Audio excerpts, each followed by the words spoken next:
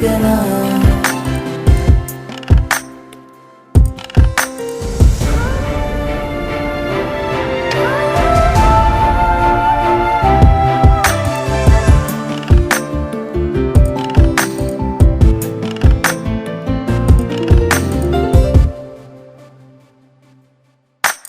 Gelo kaduru asmai mein